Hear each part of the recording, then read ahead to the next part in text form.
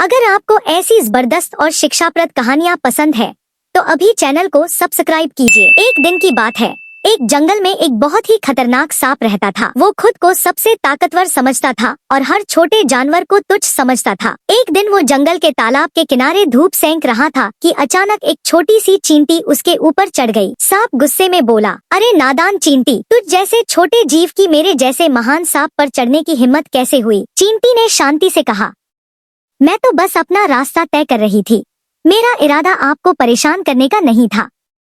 सांप गुर्राया, मैं अभी तुझे निगल जाऊंगा।